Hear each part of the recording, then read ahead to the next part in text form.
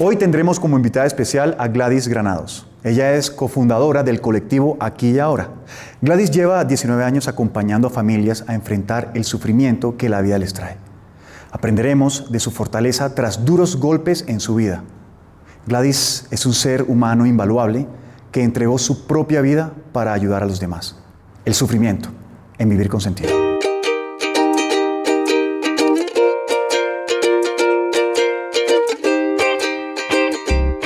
Hola, bienvenidos una vez más a nuestro programa Vivir con Sentido. Como siempre nos acompaña nuestro psicólogo de la casa, el doctor Efrén Martínez. Efrén, ¿cómo estás? Muy bien, George. ¿Qué tal tu día? Muy bien, qué gusto estar nuevamente acá. Gracias, estamos como uniformados, ¿no te parece? Hoy nos tocaba de azul. Nos tocaba hoy así, muy bien. Y hoy tenemos el privilegio también de presentarles a Gladys Granados de Rodríguez. Gladys tiene una importante y conmovedora historia de vida. Gladys, ¿cómo estás? Bien, muchas Bienvenida. Gracias. Gracias por la invitación. Con mucho gusto. Gladys, cuéntanos un poco acerca de tu vida. ¿Cómo terminas dándole la mano a las familias que tienen que enfrentar el dolor, el sufrimiento en algunos momentos de su vida? Bueno, pues hablar del sufrimiento es una cosa bien compleja porque empieza desde mucho tiempo atrás, cuando uno no esperaba que fueran a pasar tantas cosas en la vida. Entonces, mi hijo, el segundo, tengo 4 hijos. 4 hijos. El segundo entra en las drogas, cosa que uno no tiene como la prevención y el cuidado que si hay un consumo de alcohol en la familia y hay esa serie de reuniones frecuentes, pues se pueda presentar en los muchachos. Más tarde me entero que él empieza a escurrir botellas, como él mismo decía, desde los 7 años. ¿Cómo es eso?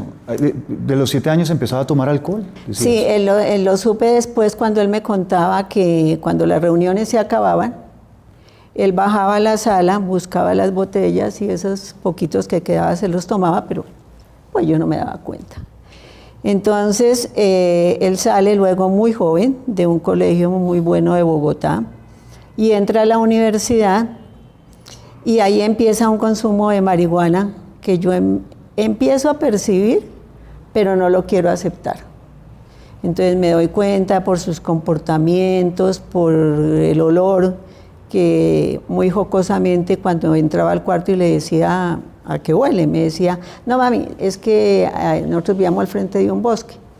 Entonces me decía, no mami, es que allí en el bosque están quemando algo y ese es el olor. ¿Qué era lo difícil de aceptarlo, Gladys?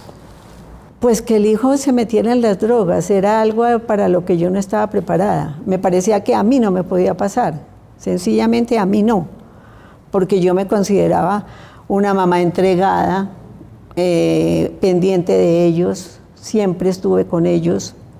Entonces, ¿por qué me iba a pasar a mí, cierto? Bueno, el tiempo va pasando y ya eso taparlo era inevitable. Pero Gladys, perdóname que te interrumpa, tú dijiste que no solamente era por el olor, sino también por el comportamiento. ¿Cómo eran esos primeros comportamientos de él? No, él empezó a no levantarse temprano, ya faltaba clases. Llegaba a deshoras, que había un límite para llegar a la casa, ya esas normas no se cumplían. Los ojos se le ponían muy rojos, muy perezoso, sus hábitos cambiaron, subió de peso, no era agresivo. Si uno lo veía, no pasaba nada extraordinario, pero uno como mamá pues lo percibe. Entonces ya empiezo a preocuparme. Y busco ayudas, de las cuales él no quería aceptar, porque él no tenía nada, con él no había problemas. Se empiezan a presentar borracheras, que esas sí son evidentes. Ahí sí se manifiestan unos comportamientos muy complicados. Y todo esto nos lleva a buscar ayuda.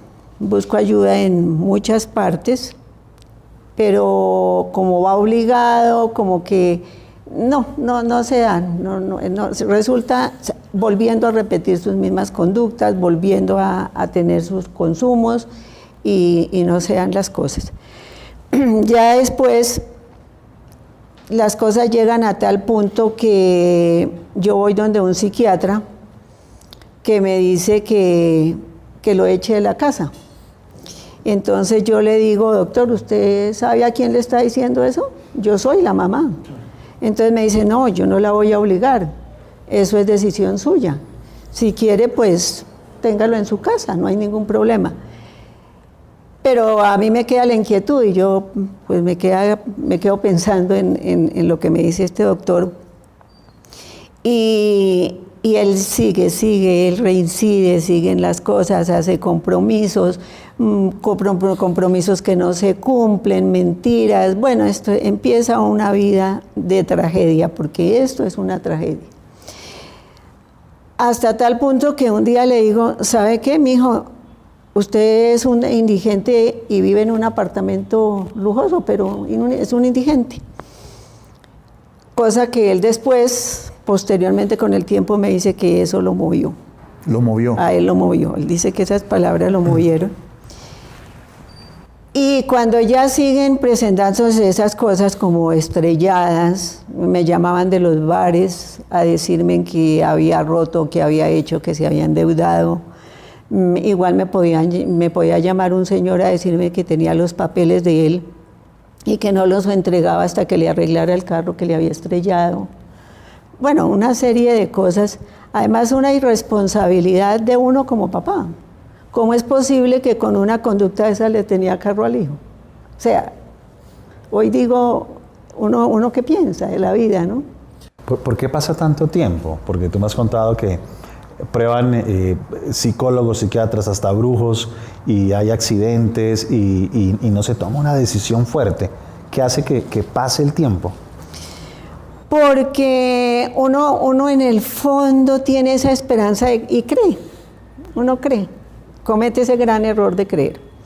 Pero allá voy, lo que tú dices, ahí ya llega el momento en que le digo, ¿sabe qué? Te vas de la casa, ya no más. Una decisión durísima. Eso es algo que duele el alma. Entonces te vas de la casa, aquí no entras más, se da autorización en el edificio que no le permitan la entrada, no se le permite entrar al club, no, mejor dicho, se cierran todas las puertas. Lo recibe un amigo, el papá del amigo me llama y me reclama que cómo he hecho a mi hijo de la casa, que eso es terrible. Entonces, que él lo va a recibir, le digo, bueno, recíbalo, pero no bajo mi responsabilidad. Claro. Lo que pase dentro de su casa, yo no respondo. Efectivamente, a los 8 días me llama y me dice, no lo puedo tener más. Le dije, bueno, muchas gracias. Entonces, las cosas siguen así. Yo, sin embargo, le sigo la pista, porque yo decía, o lo matan, o lo secuestran, ¿qué va a pasar?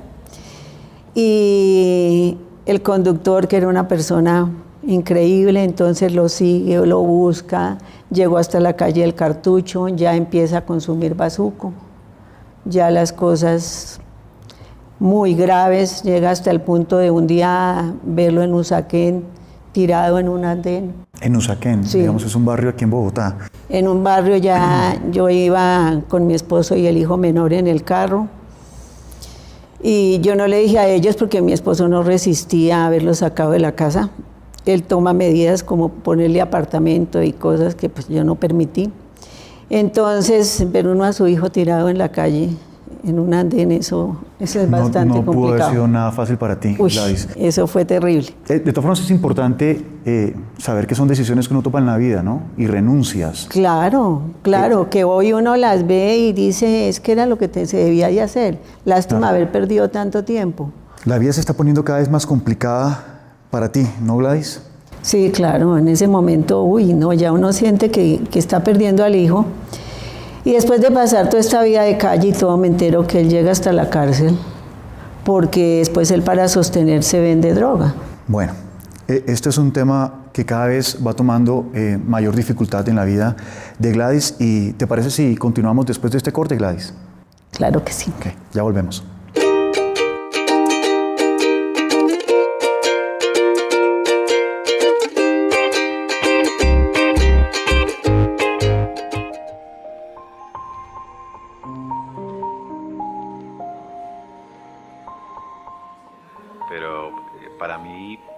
Drogarse no tiene mucho que ver con la libertad, ¿sabes?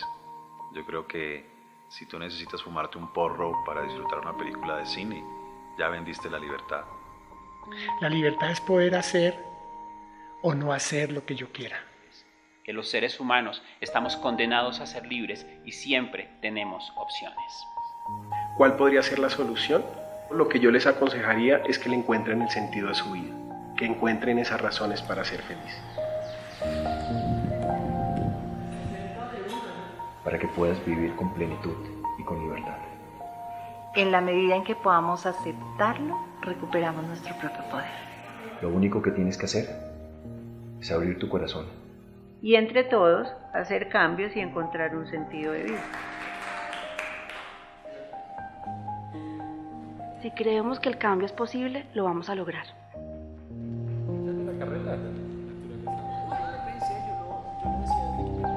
Estamos en ese sentido mejorando la sociedad.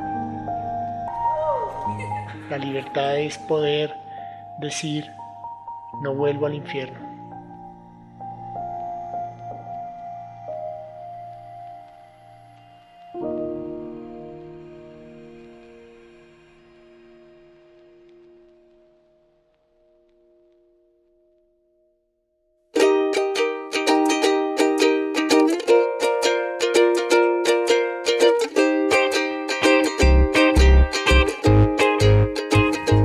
Gladys, tener un hijo con toda esta clase de dificultades y que llega a la cárcel es un tema un poco difícil de manejar. ¿Qué hiciste tú para solucionar esto? Pues ahí en ese momento uno recurre a la plata y si que él se enterara, pues logro que sacarlo, ¿no?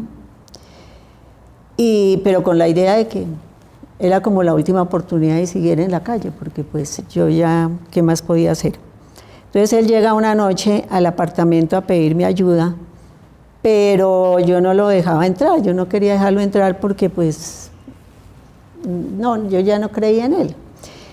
Pero pide tanto, tanto que lo deje entrar y mi esposo intercede y sube y me dice, mamá, la vida ya se me volvió nada, la vida para mí ya es una mierda, yo ya no valgo nada. Vengo dispuesto a que me ayude. Entonces le digo, bueno, estoy dispuesta a ayudarle con mis condiciones. Yo pongo las condiciones, me dijo las que sean. En ese momento sus hermanos no bajan a saludarlo ni nada porque todo el mundo está muy sentido con él, porque a él lo culpaban de todo mi sufrimiento, ¿no? Me veían llorar noche tras de noche y parada en una ventana y buscándolo por todas partes. Entonces ellos lo culpaban mucho de ese sufrimiento. Entonces pido una reunión a un grupo de Alcohólicos Anónimos y un señor de Alcohólicos Anónimos me dice de muchas partes a las cuales yo ya había ido y me dice, hay un sitio, un colectivo aquí y ahora, ¿y por qué no va? Y dije, no, claro. Entonces al otro día fui, me encontré con Efrén, que era un muchachito. Entonces uno queda como, ¿y este muchacho tan joven? Eso fue hace más o menos hace No, 30, pues, 40 años. Así que como 18, 19 años. Entonces él entra, habla con Efrén y le cae muy bien. Salimos de ahí y me dice, bueno, con ese man hasta me gusta. Es joven y me va a entender y no sé qué. Le dije, bueno, pero hacemos lo que sea. En esa época el colectivo no tenía internado.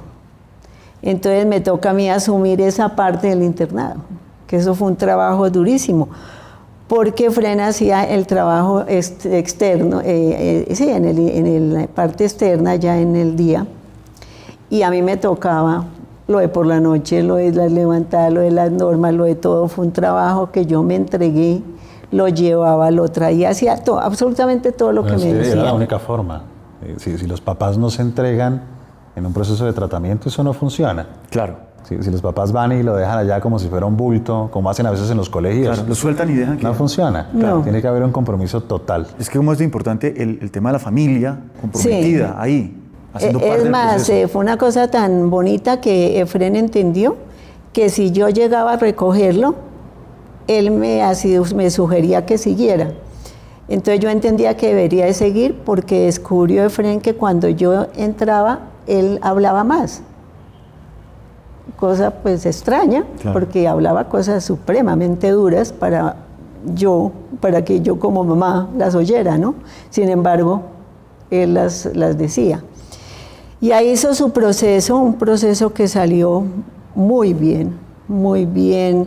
Creció a todo nivel, ¿no? Él es un muchacho muy inteligente, entonces creció a todo nivel, emocional, espiritual, dejó sus adicciones, no, una cosa y la chispa, maravillosa. La gente con el mejor sentido del humor. Eso sí no lo aprendió de ti, ¿cierto? No, eso para lo nada. aprendió aparte. Sí. Eso es un talento. Entonces, no, eso fue una cosa maravillosa. Yo, bueno, ya Gladys, me pero una sentí muy pregunta, feliz. ¿cuánto tiempo duró en el problema de las drogas y el tema de la cárcel y del trago antes de ingresar al colectivo? Uy, en eso ¿Cuánto dura eso? bastantico, dura sus 4 años. 4 años dura. Ok. Es que cuando él empezó suave, pero ya la acelerada fue violenta. La acelerada fueron 3 años durísimos. Claro, tocó fondo, me imagino, y cuando entró Claro, ya el fondo de él había sido supremamente duro. Es que cuando un muchacho esto ya llega a la calle, ya es porque ya le pierden el miedo a todo. Así es. ¿Y qué pasa después, Gladys? Porque yo me acuerdo que él se conecta y otra vez como que retoma la vida y se organiza y se conecta a la vida. Pero en tu vida las cosas siguen. No, entonces ya él queda bien, siento con él un apoyo, se vuelve de esas personas, porque él era un miembro de familia desde pequeño, era un miembro de familia maravilloso. Entonces las cosas siguen muy bien, cumple 1 año de haber terminado el proceso en el colectivo y todas las cosas muy bien. Cuando estaba todo que como en una paz, mi hijo menor de 16 años se suicida. Cosa que, bueno, esto fue otra derrumbada terrible. Terrible porque ahí realmente el que me apoya es Oscar, o sea, el hijo que se recuperó, es en el que yo recibo como ese apoyo, ¿no? Porque yo quedo sin piso. Mi hijo de 16 años, un muchacho que no había tenido problemas severos, que todo se veía bien, que estaba en su colegio, le encantaba la música. Y un día, un 5 de diciembre, sorpresivamente, se suicida. ¿Cómo se llamaba él? Felipe. Felipe. Entonces esto fue terrible. A raíz de ese suicidio, mi hija, la tercera, entra en una depresión, una enfermedad gravísima, donde ya pues estuvo entre la vida y la muerte. Los médicos ya no sabían qué hacer. Donde mi familia más o menos, yo veía que si yo hablaba, ellos hablaban, si yo comía, ellos comían, porque la familia se derrumbó tremendamente. Gladys, pero ¿por qué? ¿Por qué le pasó eso a tu hijo Felipe? No lo veías venir, ¿cierto? No, yo no lo veía. Era muy sensible. Él hizo 1 o 2 comentarios al respecto, pero no los veía uno como... Eso lo dicen los muchachos, ¿no? ¿Cómo qué? Que como que, mami, el día que yo me suicide, compro una pistola. Entonces, como a él les gustaba la música, le dije, mira, pues te propongo una cosa, en vez de comprar pistola, compra el bajo. Y entonces me dijo, ¿sabes qué? Buena idea. Y al otro día nos fuimos para Ortizo y compró el bajo. Entonces, tengo unas imágenes clarísimas. Otra vez me dice, antes de yo verte sufrir como sufriste por mi hermano, yo me suicido. Entonces viene todo lo que uno le puede decir a un hijo, ¿no? Claro. Que eso no va a pasar, que la historia no se va a repetir, en fin. En todo caso, esto fue un golpe supremamente duro. Uno no entiende estas cosas. Bueno, pasa el tiempo y Oscar me apoya, estamos ahí en esto. Cuando a los 9 meses de haber pasado el suicidio, cuando ninguno nos habíamos recuperado este duelo, porque a los duelos llevan su tiempo. Y una vez Efrén me decía que hay que darle de tiempo al duelo, ¿no? Ahora viene una etapa de duelo en tu vida, que es importante. Sí. De todas formas, digamos que de alguna manera la vida lo va llevando a uno a superar obstáculos, pero esto no es un obstáculo para nada fácil, ni cotidiano, ni normal. De todas formas, queremos saber más allá y queremos saber qué sigue después de esta muerte de tu hijo, de ese suicidio, pero después de este corte. ¿Te parece? Claro que sí. Ya volvemos.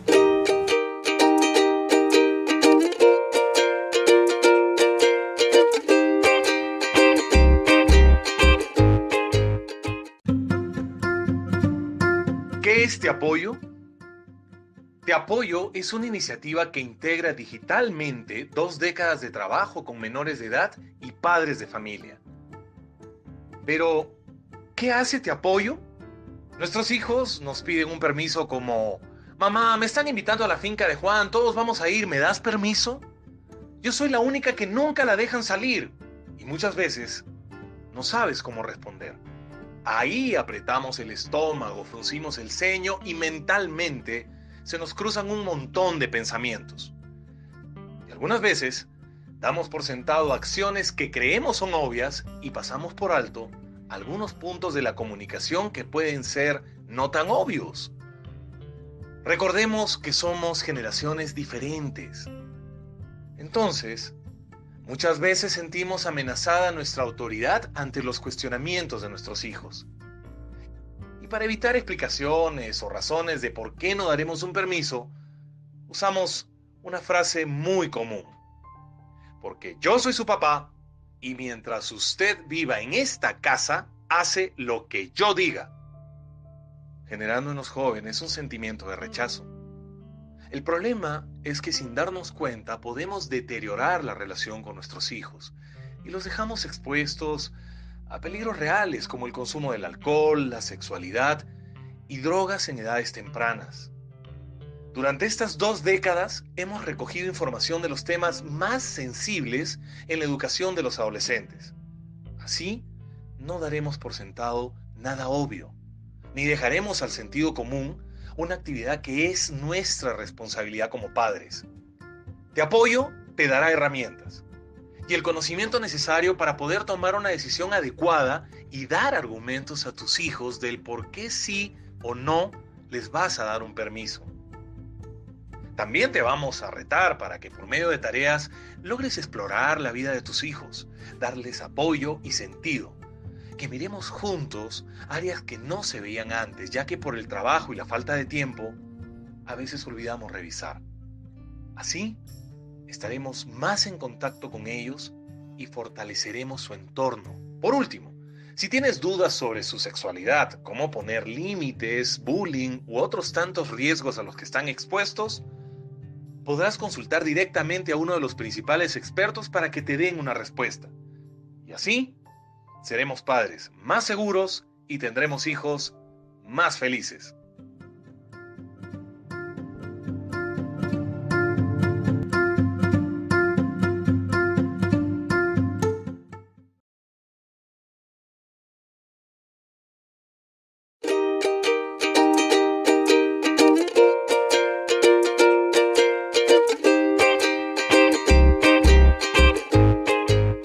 Bueno, Gladys, tuviste un hijo drogadicto, desafortunadamente un hijo que se suicidó, y nos contabas ahorita antes de iniciar este programa que, aparte, te secuestraron a otro, o tuviste un secuestro en la familia. Cuéntanos un poco al respecto. Sí, antes de ese secuestro viene una quiebra económica supremamente fuerte. Porque la empresa fue en la época del país donde hubo tanta recesión económica y se quebraron tantas empresas. Entonces una de esas fue la nuestra, donde llegamos en una crisis económica muy complicada. Y eso trajo también un afán, una inseguridad, una incertidumbre de qué iba a pasar. Entonces, aunque ya en ese momento lo material no era tan trascendental, sí marcaba. y era importante en ese momento, porque pues eran tantas cosas lo que estaba pasando, y vuelvo y repito, no se alcanzaba a hacer el duelo cuando más cosas pasaban. Otra cosa y otra cosa. Claro, y otra cosa. más cosas pasaban. Entonces transcurren 9 meses entre el suicidio de mi hijo, la quiebra, y a los 9 meses, el 5 de septiembre del siguiente año, secuestran a mi hijo, al que estaba en las drogas. Lo secuestra la FARC. No, ese secuestro sí es de las cosas que yo digo que uno siempre dice que la muerte de un hijo es lo peor que le puede pasar. Pero hoy que ha pasado tanto tiempo, puedo decir que lo más duro es el secuestro. Porque lleva todo este tiempo secuestrado. He hecho de todo. He trabajado terriblemente. Ustedes no se imaginan todo lo que yo he hecho. He ido al Caguán, he estado con la guerrilla, he hecho de todo lo que se puedan imaginar buscando a mi hijo. ¿Son 17 años de secuestro? 17 años. Perdóname, ¿tu hijo no está todavía? No está contigo. No ha aparecido. Entonces, ha sido o sea, esa me parece a mí el dolor, es un dolor terrible. Uno cuando no ha pasado por esta serie de dolores, uno oía, ¿no?, a las amigas que a alguien se le murió un hijo, y uno, ay, pobrecita, que a fulano le secuestraron, ay, qué pesar. Pero uno no sabe la magnitud, lo que es de verdad el sentido del sufrimiento, hasta que no lo vive. Y yo creo que en esta situación lo que más afectó fue como esa frecuencia, ¿no? Y sentir uno que no podía desfallecer, como que no podía entregarse a la pena y decir, ay, yo me dejo morir, yo ya no puedo más. Entonces yo me aferré a Dios, me entregué a Dios completamente, lo conocí. Aprendí mucho de la logoterapia, porque ahí encontré ese sentido de vida que no es fácil, porque es que cuando a ti te recuerdan tu dolor todos los días, porque yo hablo de Felipe cuando quiero, lloro por Felipe cuando quiero, pero cuando a ti te hablan de secuestro todos los días, cuando tú te enfrentas al tema de secuestro en todo momento, cuando tú no sabes qué va a pasar, ni qué está pasando. Bueno, y con todo lo que eso implica, porque yo me acuerdo en esa época, gente que se acercaba y te prometía cosas y te robaba, investigadores que te robaban, gente que generaba contactos y eran mentiras, pruebas de vida que eran falsas. Esperanzas que son mentiras. La gente se aprovecha del dolor de una manera increíble. No, yo no puedo entender cómo la gente vea el dolor de una madre y se atreva a llevarle flores, se atreva a llevarle novenas de la Virgen, de no sé quién, y que todo va a estar bien, sabiendo que eran mentiras. Y que yo le daba mi carro para que anduviera por todo el país. Dice que él sabía dónde estaba, que él había hablado con él, dándome una cantidad de información falsa. Entonces llegar uno a descubrir eso es supremamente doloroso. O por ejemplo, mira, George, es que Gladys fue a los diálogos de paz en el Caguán y se sentó con el secretariado y no le dijeron. No le dijeron nada. Pues no ha aparecido. Gladys. Pues la respuesta que me dieron es que ellos no lo tenían secuestrado, sino retenido. ¿Pero está vivo? ¿No lo sabes? En este momento no lo sé. Hay un problema muy grave y es que yo acepto la voluntad de Dios, ante todo.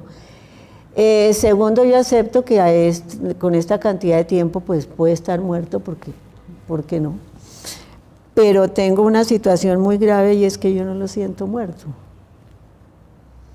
Porque puedo comparar, por ejemplo, con el suicidio de mi hijo, que estando a distancia aquí en la misma ciudad, en todo, sabiendo cómo estaba de bien y todo, y lo sentí muerto, lo sentí que mi hijo se estaba muriendo.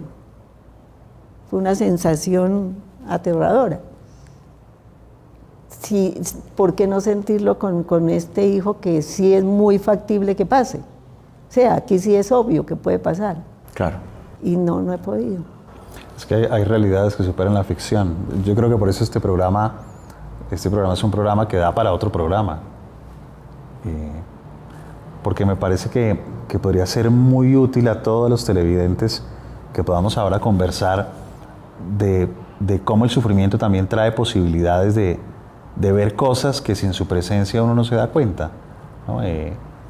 Porque hay gente que está muy preocupado porque su hijo ya no toma leche sino yogur, y ese es un drama y un sufrimiento gigante, o porque dejó acomodado el tenis derecho de forma perpendicular, y ese es el problema por el que lo gritan y lo castigan al niño. Bueno, creo que el sufrimiento le ayuda a uno a dimensionar ciertas cosas de la vida, y yo sí quisiera que podamos aprovecharte para que veamos esas cosas, George. Me acordaste mucho una frase que tenía aquí escrita, Efren, y lo dijo Viktor Frankl. Y tiene que ver, y tú lo escribiste en un libro, en uno de tus libros, esos famosos libros, y es que el sufrimiento hace que el ser humano se preocupe menos por cosas que no vale la pena. Y es prácticamente lo que acabaste de decir. Empieza uno a dimensionar realmente sobre lo que nos estamos preocupando en la vida. ¿Qué es lo realmente valioso e importante? Y pienso que los seres humanos no alcanzamos a darnos cuenta que la vida está en otra cosa. Los valores tal vez están depositados en otros contextos, como tú muchas veces nos has enseñado en el coaching existencial, en el curso que hacemos. Pero bueno, Efren, Gladys, ¿qué tal si dejamos esto para el siguiente programa? Así que la próxima semana, pues esperamos tenerte, porque este es un tema que no es de un solo programa, Gladys. Antes que nada, quiero agradecerte por tu tiempo, por tu honestidad, por vulnerabilizarte ante nosotros y ante el público que nos está viendo. Y de verdad que eres muy valiente. Eres un ejemplo a seguir, y eso lo vamos a ver en el siguiente programa. ¿Te parece? Gracias. Gracias. Bueno, muchas gracias a ustedes una vez más por acompañarnos, y nos vemos la próxima semana.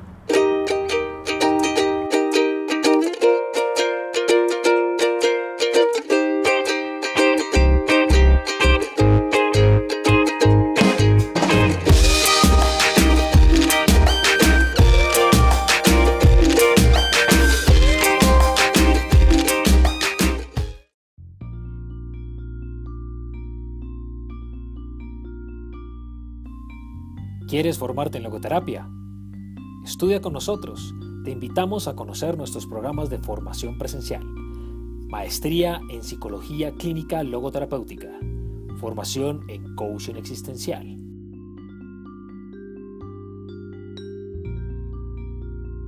O accede a los programas de formación online. Ingresa a nuestra aula virtual www.saps-col.org/aula virtual. También podrás acceder a nuestros talleres de formación para potencializar el sentido de tu vida. Ingresa a www.saps-col.org e inscríbete a todos nuestros programas de capacitación.